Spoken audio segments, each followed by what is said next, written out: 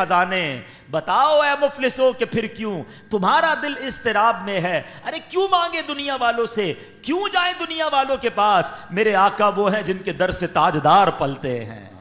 اس گلی کا گدا ہوں میں جس میں مانگتے تاجدار پھرتے ہیں، کیوں جہاں کے تاجداروں خواب میں دیکھی وہ شے جو آج جھولیوں میں گدایان در کی ہے۔ ارے آقا کا در جب موجود ہے تو دنیا والوں سے کیوں مانگنا ہے؟ ہم نے اللہ سے مانگنا ہے، اللہ کے حبیب علیہ الصلوۃ والسلام کی بارگاہ میں التجا کرنی ہے، اور وہ بھی اس لیے کرنی ہے کہ اللہ نے یہ در دکھایا ہے، وہی رب ہے جس نے تجھ کو ہم تن کرم بنایا، ہمیں بھیک مانگنے کو تیرا آستاں بتایا، تجھے حمد ہے خدایا۔ تو ہمیں دنیا والوں سے زندگی بھر ایک اصول بنا لو اپنا، خودداری ہونی چاہیے نا۔ خوددار کو غیب سے عطا کیا جاتا ہے۔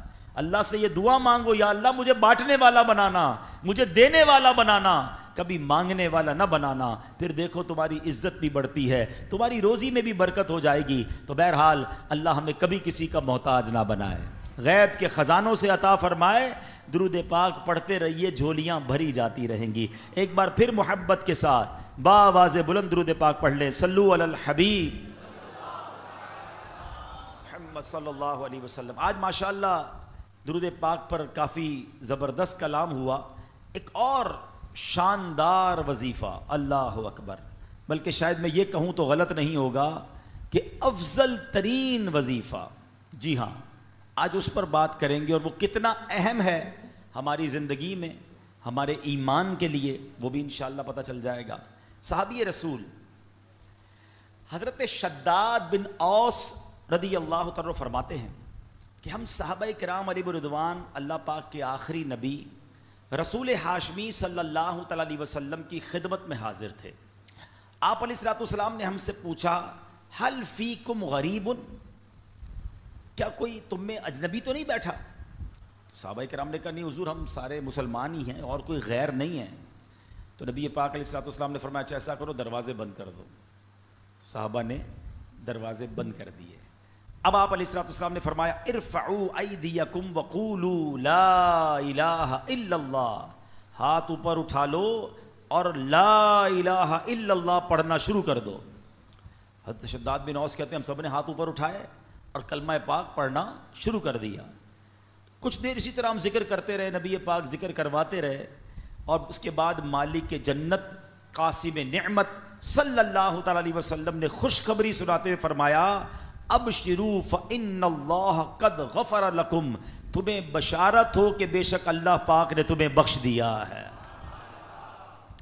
مزید آپ علیہ الصلوۃ والسلام نے یہ بھی فرمایا کہ الحمدللہ، اے اللہ پاک تو نے مجھے یہ پاکیزہ کلمہ دے کر بھیجا، اسے پڑھنے کا حکم دیا اور اس پر جنت کا وعدہ بھی فرمایا، بے شک تو اپنے وعدے کے خلاف نہیں کرتا۔ سبحان اللہ۔ تو کلمہ طیبہ افضل الذکر لا الہ الا اللہ، اس کے کمال کے فضائل ہیں۔ کیا خوبصورت شعر شاعر لکھتے ہیں نا، حسبی ربی جس نے کہا فیض کے دریا کو پایا، گوہر مقصد ہاتھ آیا، لا الہ الا، کھل جائیں در جنت کے، دوزخ کی سب آگ بجھے، دل سے کوئی ایک بار کہے لا الہ الا اللہ، پڑھو لا الہ الا اللہ، لا الہ الا اللہ۔ سبحان اللہ۔ کلمہ طیبہ کے بہت فضائل ہیں، یاد رہے یہ افضل ترین ذکر بھی ہے، بہترین وظیفہ بھی ہے۔ یہی کلمہ پڑھ کر غیر مسلم مسلمان ہوتا ہے، یہی مبارک کلمہ سچے دل سے پڑھنے کی برکت سے غیر مسلم کے سب گناہ دھل جاتے ہیں اور وہ جنت کا حقدار بن جاتا ہے۔ حلیت الاولیاء میں ہے، دو عالم کے مالک و مختار مکی مدنی سرکار صلی اللہ تعالیٰ علیہ وسلم نے فرمایا، اللہ پاک ارشاد فرماتا ہے بے شک میں ہی اللہ ہوں، میرے سوا کوئی عبادت کے لائق نہیں، پس اے لوگوں میری ہی عبادت کرو، تم میں سے جو کوئی میری بارگاہ میں سچے دل سے لا الہ الا اللہ کی گواہی کے ساتھ آئے گا وہ میری پناہ میں داخل ہوگا، اور جو میری پناہ میں داخل ہوا وہ میرے عذاب سے محفوظ ہو گیا۔ کیا بات ہے، سبحان اللہ۔ کلمہ طیبہ کے مختلف نام ہیں، یاد رکھیے گا، لا الہ الا اللہ محمد الرسول، مل کر پڑھ لیں، لا الہ الا اللہ محمد الرسول اللہ صلی اللہ تعالیٰ علیہ وسلم۔ اس کے بہت سارے نام ہیں۔ اس کا ایک نام کلمہ توحید بھی ہے، کلمہ اخلاص بھی ہے، اسے کلمہ احسان بھی کہتے ہیں، اسے کلمۃ التقوی بھی کہتے ہیں۔ اس مبارک کلمے کا ایک نام کلمہ ثابتہ، یعنی ثابت شدہ کلمہ، پکا کلمہ، نام مٹنے والا کلمہ، ہمیشہ رہنے والا کلمہ بھی ہے۔ سبحان اللہ، اتنے حدیث اور اتنے فضائل ہیں اس کے بارے میں۔ صحابی رسول حضرت ابو ہریرہ رضی اللہ تعالیٰ عنہ فرماتے ہیں، میں نے اللہ پاک کے آخری نبی رسول ہاشمی صلی اللہ تعالیٰ علیہ وسلم کی خدمت میں عرض کی، یہ بخاری شریف کی حدیث ہے کہ یا رسول اللہ صلی اللہ تعالیٰ علیہ وسلم، قیامت کے دن آپ کی شفاعت سے حصہ پانے والے خوش نصیب لوگ کون ہوں گے؟ فرمایا اے ابو ہریرہ، میرا گمان یہی تھا کہ تم سے پہلے مجھ سے کوئی یہ بات نہیں پوچھے گا۔ نبی پاک کو یہ بھی پتا تھا سوال کون پوچھے گا مجھ سے۔ فرمایا کیونکہ میں حدیث سننے کے معاملے میں تمہاری حرص کو جانتا ہوں۔ پھر فرمایا اے ابو ہریرہ، قیامت کے دن میری شفاعت پانے والا خوش نصیب وہ ہوگا جو سچے دل سے لا الہ الا اللہ کہے گا۔ ایک بار پھر پڑھ لیں، لا الہ الا اللہ محمد الرسول اللہ صلی اللہ تعالی علیہ وسلم۔ حضرت عثمان بن مالک رضی اللہ تعالیٰ سے روایت ہے، رسول رحمت شفیع امت صلی اللہ تعالی علیہ وسلم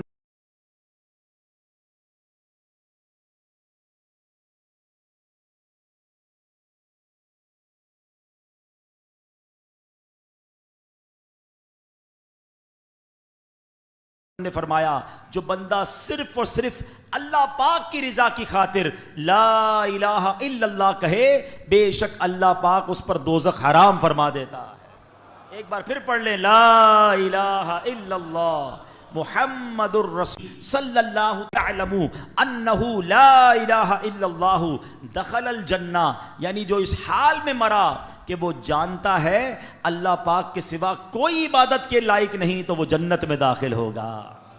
ایک حدیث پاک میں ہے، پیارے آقا مکی مدنی مصطفیٰ صلی اللہ تعالی علیہ وسلم نے فرمایا، ثمن الجنتی لا الہ الا اللہ۔ بڑی پیاری حدیث ہے، اتنی مختصر ہے مگر کیا پیاری بات فرما دی۔ آپ کہیں جناب مجھے ڈیفنس میں بنگلہ چاہیے، آپ اگلا سوال ہوگا کتنے کا ہے، قیمت کیا ہے، پرائس کیا ہے، مجھے فلاں والا نیا موبائل چاہیے، ہاں مجھے بھی چاہیے، قیمت تو بتاؤ۔ اچھا جناب فلاں قسم کی گاڑی چاہیے، مگر یہ تو بتاؤ کتنے کی ہے، جیب میں پیسے ہوں گے تو لوں گا نا۔ اب اگر آپ سے کوئی کہے کہ جنت کی قیمت کیا ہے، جنت کا ثمن کیا ہے، جنت کا داخلہ کیسے ملے گا، آئے ہائے، نبی پاک نے ایک لائن میں جنت کی قیمت بیان فرما دی۔ آقا فرماتے ثمن الجنہ لا الہ الا اللہ، آقا فرماتے جنت کی قیمت لا الہ الا اللہ۔ پھر پڑھ لو، لا الہ الا اللہ محمد الرسول اللہ صلی اللہ علیہ وسلم۔ ایک اور روایت میں ہے، رسول اکرم نور مجسم صلی اللہ تعالی علیہ وسلم نے فرمایا، مفاتیح الجنتی شہادت لا الہ الا اللہ، جنت کی چابیاں لا الہ الا اللہ کی گواہی دینا ہے۔ اللہ اکبر، سبحان اللہ، یہ ہے کلمہ طیبہ، یہ ہے سبحان اللہ کلمہ طیبہ کی برکتیں، سبحان اللہ۔ اب ایک عجیب سا واقعہ آپ کو سناتا ہوں، اور واقعہ ہے حضرت با یزید بستامی کا۔ آؤ مل کر تین بار پھر کلمہ طیبہ پڑھ لو، لا الہ الا اللہ محمد الرسول اللہ، لا الہ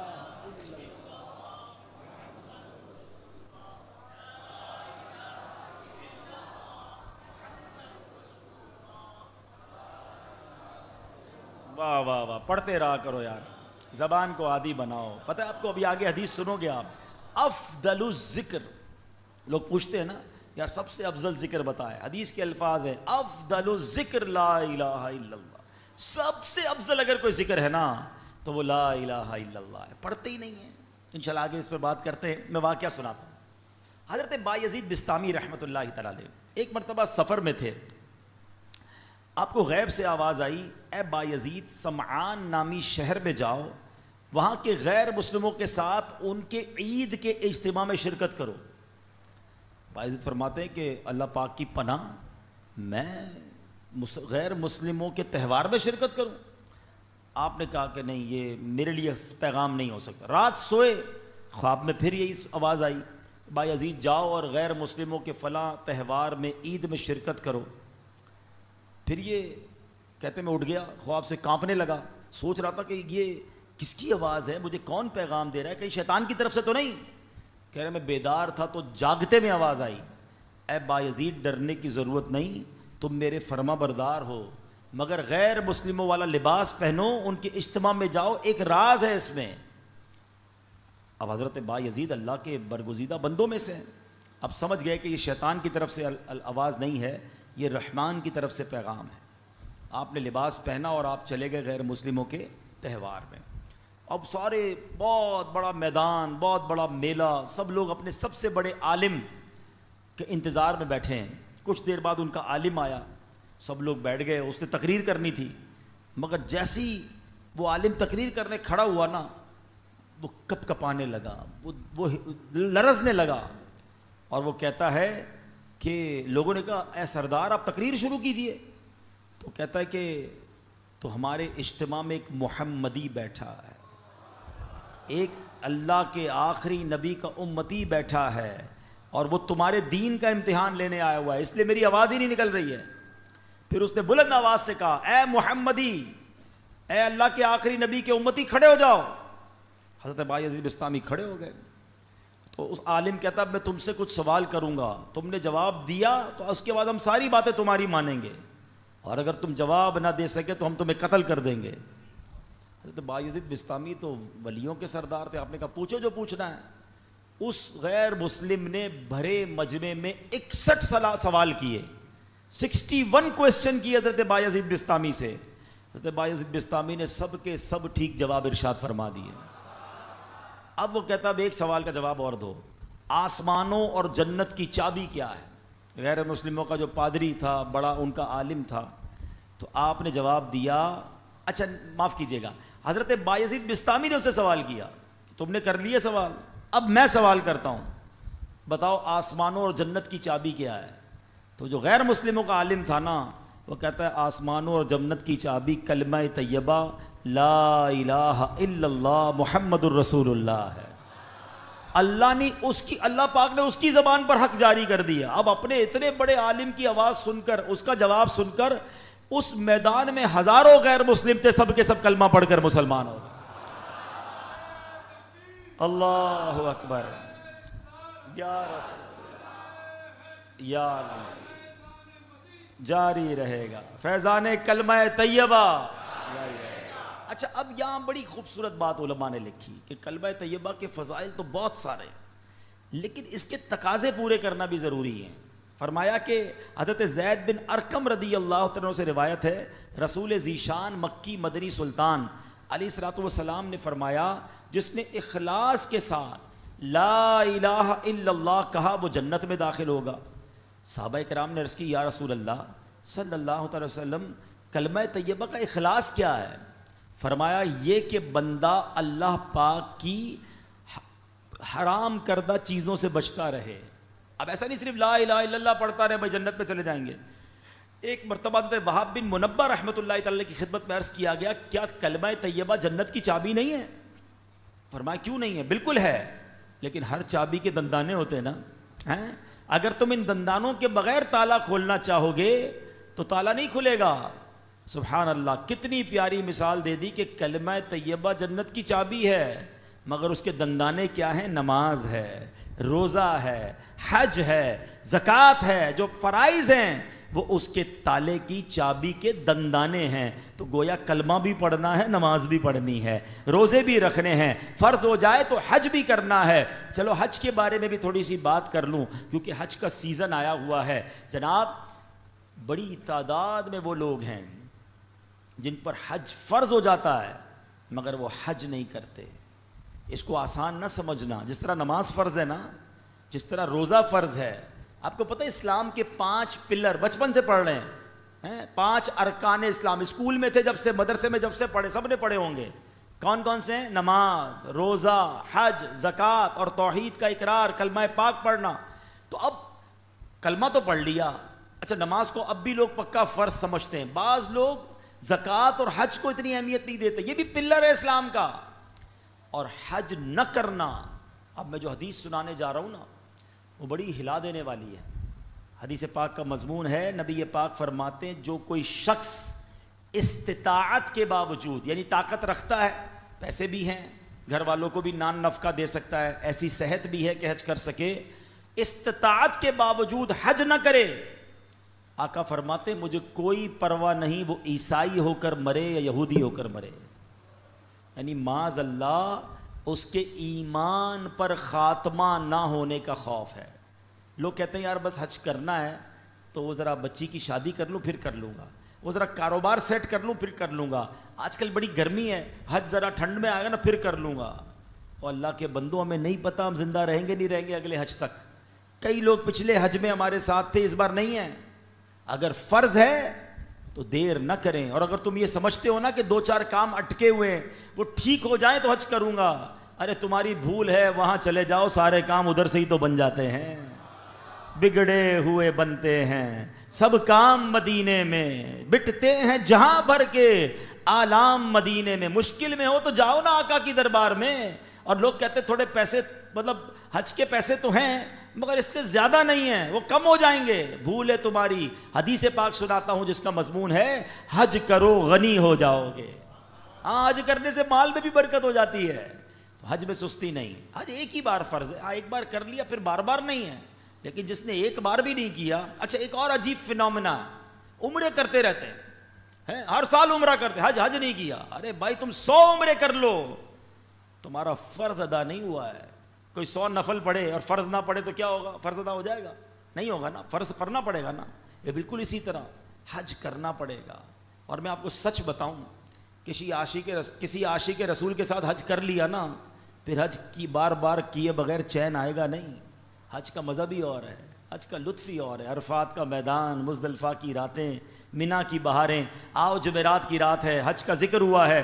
اللہ سے دعا کرتے ہیں اللہ کلمہ پاک کی برکت سے اسی سال ہم سب کو حج نصیب فرما دے. اے اللہ تیرے خزانوں میں کمی نہیں, ہمیں اسی سال تیرے گھر آ کر لبیک پڑھنا بھی نصیب فرما دے. میرے رب کے خزانوں میں کمی نہیں ہے, لیکن حج کرنے کی پکی نیت رکھو. اور اگر حج فرض ہو گیا تو اس کی تاخیر نہ کریں. تو پتہ چلا کلمہ جو ہے وہ جنت کی چابی تو ہے, لیکن جناب والا اس کے دندانے بھی ہیں. اور اس کے دندانے کیا ہیں؟ اس کے دندانے یہ ہیں کہ نماز پڑھے, روزہ رکھے, اور حج فرض ہو تو حج ادا کرے, زکوٰۃ کے شرائط پائے جائیں تو زکوٰۃ دے. پھر دیکھیں انشاءاللہ یہ جنت کی چابی کیسے کام کرتی ہے. حضرت نوح علیہ السلام نے ایک بار اپنے بیٹے کو کمال کی نصیحت فرمائی. حضرت نوح علیہ السلام کا آخری وقت آ گیا. آپ نے اپنے بیٹے کو نصیحت کرتے ہوئے فرمایا, بیٹا میں تمہیں 2 باتوں کا حکم دیتا ہوں اور 2 باتوں سے منع کروں گا. بیٹا میں تمہیں حکم دیتا ہوں کہ کلمہ طیبہ لا الہ الا اللہ کی کثرت کرتے رہو. بے شک اگر ترازو کے ایک پلڑے میں 7 آسمانوں اور 7 زمینیں رکھ دی جائیں, دوسرے ایک پلڑے میں کلمہ طیبہ رکھ دیا جائے تو 7 آسمانوں اور 7 زمینیں کہ جو وزن ہے اس کے مقابلے میں کلمہ طیبہ کا وزن بڑھ جائے گا. دوسری نصیحت فرمائی, بیٹا سبحان اللہ و بحمدہ کی کثرت کیا کرو, بے شک یہ ہر چیز کی تسبیح ہے, اس کی برکت سے مخلوق کو روزی دی جاتی ہے. دوسرا وظیفہ کیا مل گیا؟ سبحان اللہ و بحمدہ, سبحان اللہ و بحمدہ, سبحان اللہ و بحمدہ. روزی میں کمال کا وظیفہ ہے. جس کی روزی میں پرابلم ہو روز صبح کم از کم 112 بار پڑھ لیا کرو. اب آئیے فرماتے بیٹا میں تمہیں مزید 2 نصیحتیں کرتا ہوں شرک اور تکبر سے بچتے رہنا. تو یہ دو باتیں پازیٹو جو کرنے والی ہیں, دو باتیں جن سے بچنا ہے, اس کو پکڑ لیجئے. کلمہ پاک اور سبحان اللہ و بحمدہ کا ذکر کرنا ہے, اور شرک اور تکبر سے بچنا ہے. یہ حضرت نوح علیہ الصلوۃ والسلام کی سبحان اللہ وصیت بھی ہے اور شاندار نصیحت بھی ہے. اور سبحان اللہ کلمہ پاک کی ایک اور فضیلت سنیں. حضرت عبداللہ ابن عباس فرماتے ہیں دن اور رات میں کل 24 گھنٹے ہیں, اور کلمہ طیبہ کے حروف بھی 24 ہی ہیں. جو ایک بار کلمہ طیبہ پڑھتا ہے اس کا ہر حرف 1 گھنٹے کے گناہوں کا کفارہ بن جاتا ہے. بس جب بندہ ہر روز ایک مرتبہ کلمہ طیبہ پڑھے اس پر کوئی گناہ باقی نہیں رہتا. اب سوچو جو دن میں کئی بار کلمہ پاک پڑھتا ہے اس پر کتنا اجر و ثواب ملتا ہوگا. تو یہ ذکر جو ہے اپنی زندگی میں شامل کر لیجئے. نبی پاک علیہ الصلوۃ والسلام نے فرمایا قیامت کے دن اللہ پاک فرشتوں سے فرمائے گا کلمہ طیبہ پڑھنے والوں کو میرے قریب کر دو اور میرے عرش کے سائے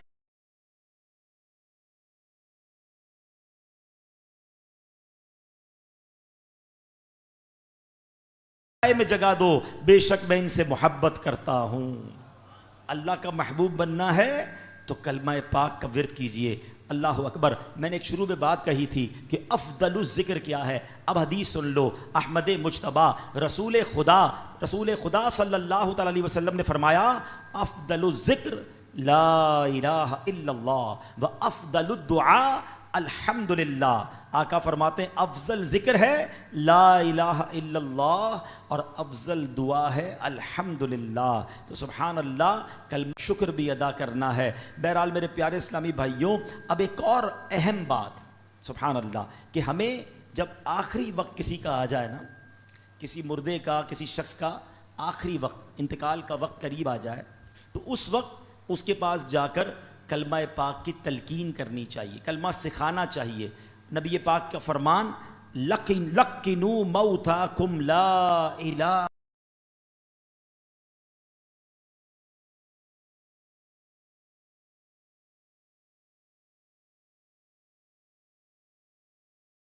الا اللہ.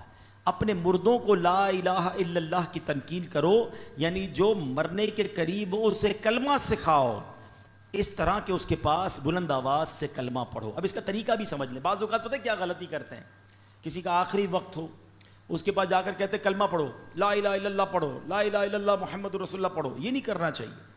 یہ بڑی اہم بات بتانے جا رہا ہوں. جو سکرات کا وقت ہوتا ہے بڑی مشکل ہو رہی ہو, اس کا خاتمہ برا ہو جائے, ہمیں کرنا پتہ ہے کیا. میں یہ نہیں کہتا کہ جو یہ کہہ دے میں نہیں پڑھتا اس کا خاتمہ برا ہوا, لیکن آپ کے دل میں تو بات رہ جائے گی نا, یار اس نے منع کر دیا تھا کلمہ پڑھنے سے. تو یہ بات نہ کریں, بلکہ طریقہ صدر الشریعہ مفتی امجد علی اعظمی نے بہار شریعت میں لکھا نزا کی حالت میں جب تک روح گلے کو نہ آئی ہو مرنے والے کو تلقین کریں. کس طرح کریں؟ اس کے پاس جائیں اور بلند آواز سے خود کلمہ پڑھنا شروع کر دیں. اشہدو ان لا الہ الا اللہ واشہدو ان محمد رسول اللہ پڑھتے رہیں. اب اس کو کہنے کا حکم نہ دیں, آپ پڑھتے رہیں تاکہ وہ سنے اور اس کو یاد آ جائے. اور جب اس بندے نے کلمہ پڑھ لیا نا, آپ چپ ہو جائیں, اب کوئی اور بات نہ کریں. اس کا آخری جملہ نکل چکا نا کلمہ, اب آپ خاموش ہو جائیں.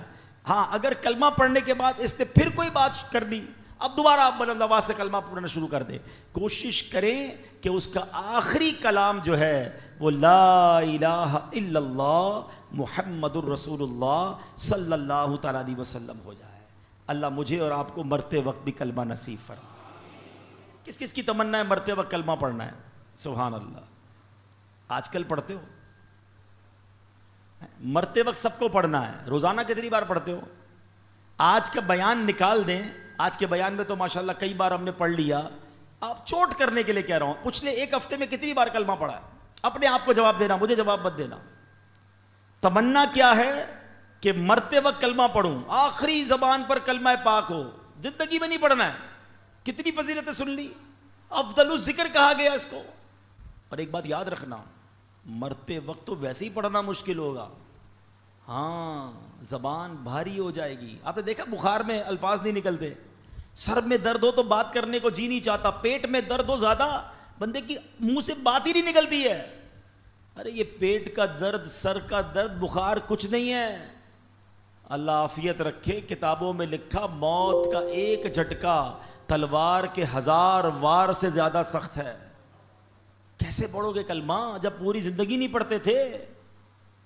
یہ سوچنے والی بات ہے. ایک بزرگ کی بات مجھے ایسی دل پہ لگی ہے, یقین کریں. کیا جملہ کہہ گئے, کہتے ہیں اپنی زبان کو کلمے کا عادی بناؤ تاکہ جس دن زبان بھاری ہو جائے اس دن تمہاری زبان سے کلمہ ادا ہو جائے. عادت ہوگی تو نکلے گا نا, عادت ہی نہیں ہے کلمہ پڑھنے کی, کئی کئی دن گزر جاتے ہیں. ارے ہونا کیا چاہیے کہ میں صبح ایک تسبیح کلمہ پاک کی پڑھوں, شام ایک تسبیح کلمہ پاک کی پڑھوں, جب موقع ملے زبان سے لا الہ الا اللہ محمد الرسول اللہ نکلتا رہے. پڑھتے ہی نہیں ہیں. اچھا اس کو میں ایک اور طریقے سے سمجھاتا ہوں. یہ جو گندی محفلیں, بری محفلیں, برے دوستوں کے ساتھ بیٹھتے نا, نہ بیٹھا کرو. ہیں گانے سننا, فلمیں دیکھنا, غیبتیں کرنا, گالیاں دینا. پہلے ایک بات یاد رکھیں, یہ جو ہمارا دماغ ہے نا, کمپیوٹر کا سی پی یو پتہ ہے اس میں کیا ہوتا ہے, ڈیٹا ہوتا ہے, آپ سرچ کریں وہ نکال کے دے دیتا ہے. یہ دماغ اللہ پاک نے ایسا کمپیوٹر دیا ہے ہمیں, ایسا سی پی یو دیا ہے جس کو ڈیلیٹ کرنے کی بھی حاجت نہیں ہے. دنیا کے موبائل بھر جاتے ہیں, بھائی تھوڑی سی ویڈیو ڈال دو, کمپیوٹر میں جگہ ختم ہو جاتی ہے. 50 سال کا ہو گیا ہوں میں, میرے بچپن کی ویڈیو بھی دماغ میں موجود ہے. سب کے ساتھ ایسا ہے نا.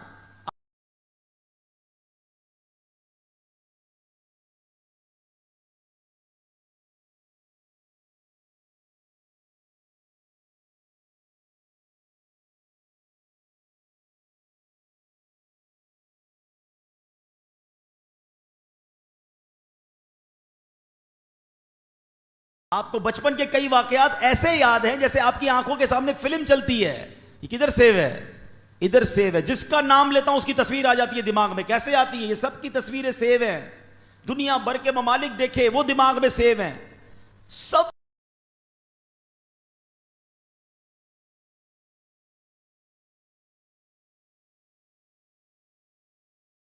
باتیں اللہ پاک نے یہ ایسی کمال کی چیز دی ہے, سیو ہیں. لیکن اگر گندی باتیں بھی سیو ہیں نا تو پھر یہ خیالات میں بھی آتی ہیں. نماز میں برے خیالات لوگوں کو آتے ہیں کیونکہ فلمیں دیکھ کے نماز پڑھنے آتے ہیں نا. اور یہ بری باتیں جو دیکھو, اس سی پی یو میں جانے کا طریقہ کیا ہے؟ ان پٹ ہمارے دل و دماغ میں جانے کے 3 راستے ہیں. ایک بات یاد رکھیے گا, دودھ تو جب گرے گا نا, جب گلاس میں دودھ ہوگا, اچھا اس میں میں تھوڑا سا شربت ملا دوں, لال شربت ہو جائے, اب دھکا لگے گا تو کیا گرے گا؟ شربت گرے گا. سمجھ رہے ہو نا میری بات؟ یہ پریکٹیکل سے سمجھا رہا ہوں آپ کو. برتن میں جو ہوتا ہے وہی چھلکتا ہے, برتن میں جو ہوتا ہے ایسا ہی ہے. اب آؤ میں سمجھاتا ہوں. جس کے دماغ میں بری باتیں ہیں نا, گندی باتیں ہیں, بری محفلوں میں بیٹھا ہے, غلط دیکھ رہا ہے, غلط سن رہا ہے, غلط بول رہا ہے, جب دھکا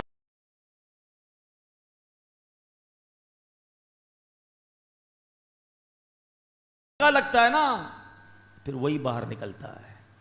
آپ دیکھ لیں, اچھے خاصے نیک نمازی جھگڑا ہو جائے کسی سے, ارے باپ رے باپ, ایسی گالیاں نکلتی ہے, بندہ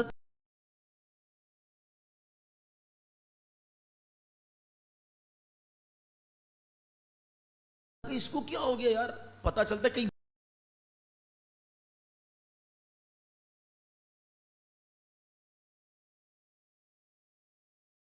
بیٹھتا ہے, گالیاں سنتا ہے, ٹھیک ہے نا.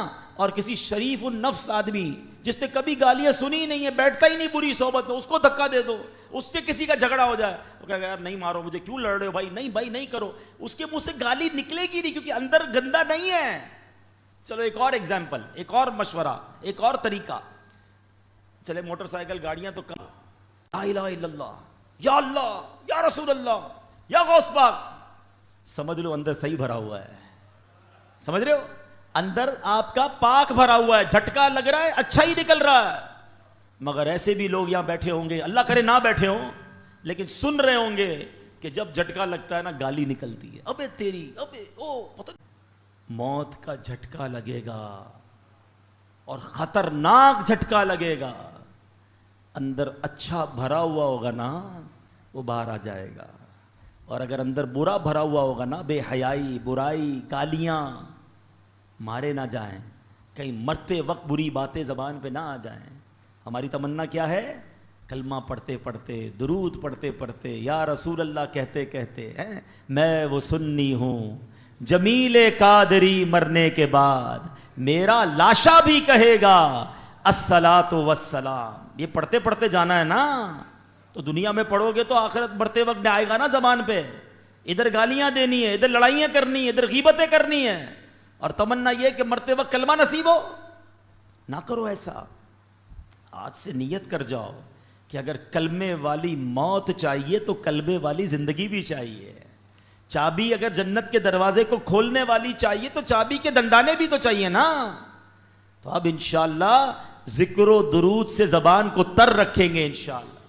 क्या बात है मेरे पीरो मुर्शिद की, बचपन से इनकी नाते सुन रहे हैं, अब हदीसें पढ़ पढ़ के और समझ आती हैं कि क्या दुआएं, क्या इल्तिजाएं अमीर अहले सुन्नत ने अपने कलामों में लिख दी हैं। क्या खूबसूरत शेर था। आप हम बहुत पुरानी नाते और हम पढ़ते थे, जिक्रो दुरूद हर घड़ी विरदे ज़बां रहे, विरदे ज़बां रहे, मेरी फजूल गोई की आदत निकाल दो, मेरी फजूल गोई की आदत निकाल दो। तो अब नियत करते हैं इंशाअल्लाह रोजाना कम से कम 313 बार दुरूद पाक और 200 बार कलमा पाक पढ़ेंगे इंशाअल्लाह। अच्छा, कलमा पाक में एक और अदद बताता हूं, एक हदफ बताता हूं आपको। अच्छा, वो कोशिश करें, एक महीने का टारगेट दे रहा हूं आपको, अल्लाह करे कि मुझे और आपको इस बार हज की सआदत मिल जाए तो उधर कर लेंगे इंशाअल्लाह, उधर नहीं जा सके तो इधर कर लेंगे। अब वो वजीफा ऐसा है आपका ईमान ताज़ा हो जाएगा। बस ये मेरा बयान मैं अब एंड कर रहा हूं, लेकिन ये वजीफा सुभान अल्लाह, हदीस से सुन लो। नबी पाक सल्लल्लाहु तआला अलैहि वसल्लम का फरमान कि हदीस पाक है, पहले मैं आपको इसकी फजीलत सुना देता हूं कि नबी पाक हदीस में आता है कि जो 70,000 मरतबा कलमा तैयबा पढ़ ले उसकी मगफिरत कर दी जाती है। ये रिवायतों में आता है, ठीक है। 70,000 पढ़ना है। अब ये ज़रूरी नहीं कि एक ही महफिल में पढ़ लें, आप एक महीने का टारगेट रख लें कि यार इस महीने, वैसे माशाल्लाह महीना शुरू होने वाला है, ज़ुल्हिज्जा का मुबारक महीना भी है, अभी से शुरू कर दे यार, मैं बकरा ईद तक 70,000 पूरे कर लूँगा। अब इस पे फरमाए ला इलाहा इल्लल्लाह, ला इलाहा इल्लल्लाह पढ़ता रहे, हर 100 के बाद एक बार मुहम्मदुर रसूलुल्लाह सल्लल्लाहु तआला अलैहि वसल्लम पढ़ ले। अब इसके बारे में सुभान अल्लाह एक बड़ी खूबसूरत रिवायत भी है किताबों में। हज़रत मुहय्यिद्दीन इब्न अरबी एक जगह दावत पे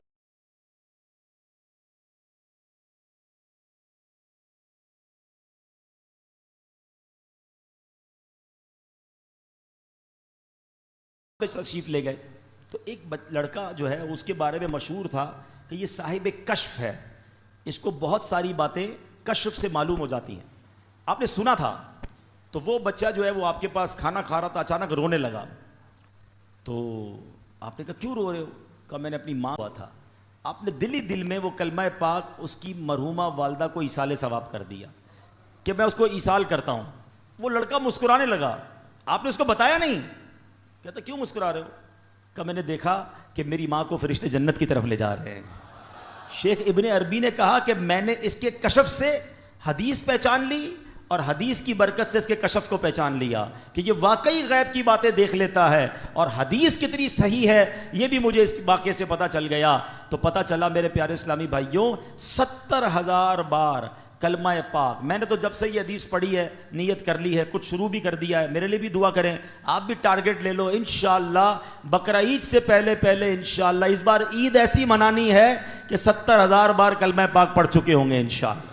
फजूल बातें यार, मोबाइल पे घंटों गुजारते हैं, वॉक करते हुए कलमा पाक पढ़ना शुरू कर दे, तस्बीहात में ले कितनी बार हो जाएगा? ला इलाहा इल्लल्लाह, ला इलाहा इल्लल्लाह, ला इलाहा, 100 बार पूरा हो जाए मुहम्मदुर रसूलुल्लाह सल्लल्लाहु अलैहि वसल्लम पढ़ लें, इंशाअल्लाह ये ज़बान कलमे की आदी भी हो जाएगी। अच्छा, फिर ज़रूरी थोड़ी एक बार 70,000 पढ़ें, अल्लाह तौफीक दे, क्योंकि जब आप पढ़ोगे ना 70,000 बार, ये दिल जगमग करने लग जाएगा, कलमे से मोहब्बत हो जाएगी और पढ़ने को जी चाहेगा। कभी कहना यार चलो अम्मी के नाम पे 70,000, कभी कहना अब्बू के नाम पे। इतने तोहफे दिए अम्मी अब्बू ने, और ख़ास तौर के जिनके माँ बाप चले गए उनके लिए तो ज़्यादा अच्छी नीयत करेंगे। तो अम्मी अब्बू के नाम पर जो है वो हम पढ़ें, फिर अल्लाह पाक तौफीक दे तो पीर साहब के नाम पे पढ़ ले, चलो उनके इसाले सवाब के लिए, गौस पाक के इसाले सवाब के लिए। बनोड़े वालों, भिट वालों, आपको तो यूसुफ शाह गाजी बाबा के बारे के इसाले सवाब के लिए भी पढ़ना चाहिए। तो इंशाअल्लाह बुज़ुर्गों के इसाले सवाब के लिए पढ़ते रहेंगे, कलमा पाक का सवाब तो मिलेगा मिलेगा, बुज़ुर्गों का फैज़ान भी मिल जाएगा इंशाअल्लाह। तो पढ़ेंगे इंशाअल्लाह। چلو 3 بار مل کر پڑھ لیتے. لا الہ الا اللہ محمد الرسول اللہ, لا الہ الا اللہ محمد الرسول اللہ, لا الہ الا اللہ محمد الرسول اللہ صلی اللہ تعالی علیہ وسلم. اب دیکھو یہ دعوت اسلامی ہے, کیا پیارا ماحول ہے, ہیں؟ کبھی پکڑ کر ہمیں درود پاک کی فضیلت بتاتے ہیں, کبھی کلمہ پاک کی فضیلت بتاتے ہیں, کبھی نماز کی طرف بلاتے ہیں, اللہ رسول کے ذکر کی طرف بلاتے ہیں. تو اس الٹی سیدھی محفلیں چھوڑ دو, الٹی سیدھی گیدرنگیں چھوڑ دو, اللہ رسول کے ذکر کی. اور پھر سبحان اللہ ہر جمعرات اجتماع میں ذکر الہی کروایا جاتا ہے.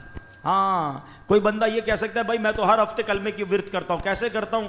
ہر ہفتے اجتماع میں جاتا ہوں, اجتماع میں تو ماشاءاللہ ذکر الہی کروایا جاتا ہے. آج پھر ہوگا انشاءاللہ.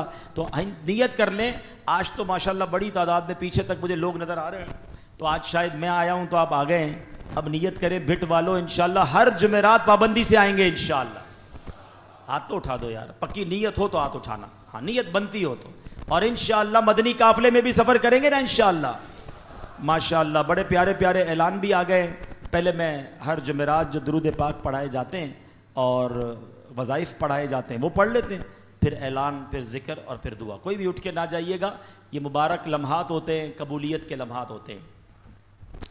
بزرگوں نے فرمایا جو شخص ہر شب جمعہ اور جمعرات کی درمیانی رات, یعنی جو رات چل رہی ہے نا, یہ درود پاک شریف پابندی سے کم از کم 1 مرتبہ پڑھے, موت کے وقت سرکار مدینہ صلی اللہ تعالیٰ علیہ وسلم کی زیارت کرے گا.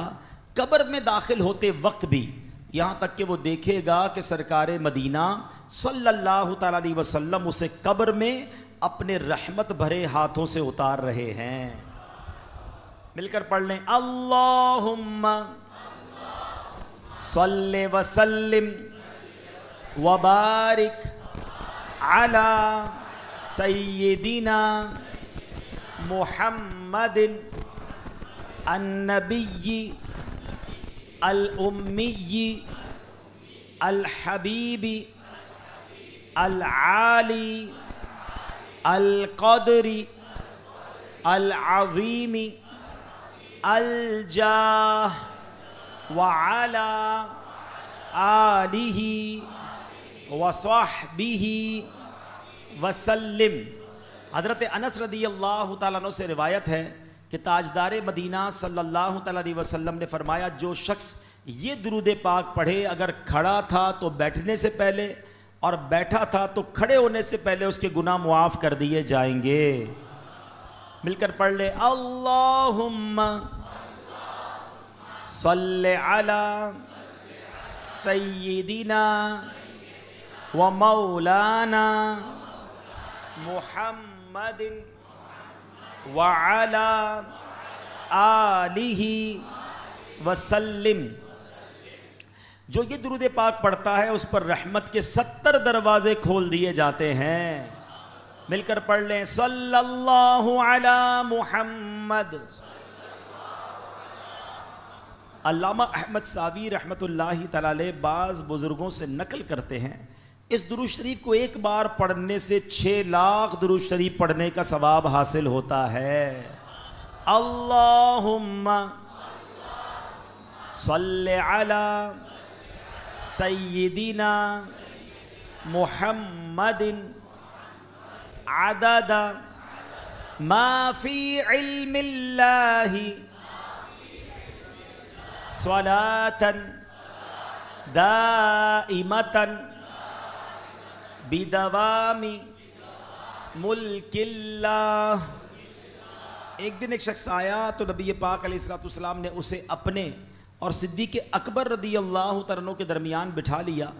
اس سے صحابہ کرام کو حیرت ہوئی کہ یہ کون بڑے مرتبے والا شخص ہے. جب وہ چلا گیا تو پیارے آقا علیہ الصلوۃ والسلام نے فرمایا یہ جب مجھ پر درود پاک پڑھتا ہے تو یوں پڑھتا ہے. آئیے مل کر پڑھتے ہیں. اللہم صلی علی محمد کما تحب وترضى لہ.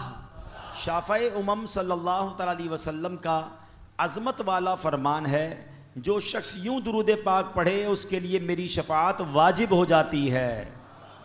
مل کر پڑھ لیں. اللہم صل علی محمد وانزلہ المقعد المقرب عندک یوم القیامہ۔ حضرت ابن عباس رضی اللہ تعالیٰ عنہ سے روایت ہے کہ سرکار مدینہ صلی اللہ تعالیٰ علیہ وسلم نے فرمایا اس کو پڑھنے والے کے لیے 70 فرشتے 1000 دن تک نیکیاں لکھتے ہیں۔ مل کر پڑھ لیتے ہیں، جزا اللہ عنا محمدا ما هو اہلہ۔ فرمان مصطفیٰ صلی اللہ تعالیٰ علیہ وسلم جس نے اس دعا کو 3 مرتبہ پڑھا گویا اس نے شب قدر حاصل کر لی۔ مل کر پڑھ لیں، لا الہ الا اللہ الحلیم الکریم سبحان اللہ رب السماوات السبع ورب العرش العظیم لا الہ الا اللہ الحلیم الکریم سبحان اللہ رب السماوات السبع ورب العرش العظیم لا الہ الا اللہ الحلیم الکریم سبحان اللہ رب السماوات السبع ورب العرش العظیم۔ صلو علی الحبیب۔ ماشاءاللہ اعلان یہ ہے کہ الحمدللہ جامعۃ المدینہ فیضان محمود شاہ جزیرہ بابا آئی لینڈ میں داخلے جاری ہیں، تو جو لوگ اپنے بچوں کو عالم بنانا چاہتے ہیں بلکہ خود بھی بننا چاہیے تو یہ بڑی نعمت ہے، اس میں داخلہ لیجئے۔ سچی بات یہ ہے کہ ہر گھر میں ایک عالم دین ہونا چاہیے، کہتے ہیں نا ہر خاندان میں ایک ڈاکٹر ہونا چاہیے، کوئی کہتا وکیل ہونا چاہیے۔ سچی بات یہ ہر خاندان میں ایک عالم ہونا چاہیے، ایک حافظ ہونا چاہیے جو ہماری مغفرت کا ذریعہ بنے۔ دیکھیں مدنی منع کے ابو نے ہاتھ اٹھا دیا، اچھی بات ہے نا کہ ماشاءاللہ ایسے بہت سارے ہوں گے۔ اسی طرح جامعۃ المدینہ فیضان رضا کیماڑی غائب شاہ ان کے پاس بھی داخلے جاری ہیں۔ مدرسۃ المدینہ بھٹ جزیرے میں قائم اور منوڑا اور بھابا جزیرے میں بھی قائم ہے۔ ماشاءاللہ مجھے ہمارے نگران صاحب جب ہم کشتی میں آ رہے تھے تو اس پورے علاقے کی کارکردگی بتا رہے تھے، چونکہ یہ بیان لائیو بھی جا رہا ہے تو میں دنیا بھر کے ویور سے ایک بات کرنا چاہتا ہوں کہ یہ بڑے غریب علاقے ہیں لیکن ماشاءاللہ یہاں کے لوگوں کا جذبہ ہے، مسجد بھی بناتے، آئی لینڈ ہیں، یہ جزیرے ہیں۔ تو مجھے بتایا کہ بھٹ میں اتنے طلباء ہیں مدرسے میں کہ 150 بچے ویٹنگ لسٹ پر ہیں، جگہ نہیں ہے۔ تو میں نے کہا انشاءاللہ آپ ہمیں بتائیں، اس کا اسٹیمیٹ دیں، ہم کسی اللہ کے بندے کو کہیں گے کہ وہ یہاں مدرسہ ایک اور بنا دے تاکہ یہاں کے بچے بچیاں حافظ بنے، عالم بنے۔ تو اسی طرح ان جزیروں پہ مزید مسجدوں کی بھی حاجت ہے۔ تو جو ہمیں دنیا بھر کے ناظرین سن رہے ہیں یا دیگر یہاں عاشقان رسول سن رہے ہیں، دیکھیں میں اس مسجد میں کئی سال پہلے بھی آیا تھا اور یہ مسجد بنانے والے، کیا نام ہے ماشاءاللہ مسجد کا؟ حسینی مسجد۔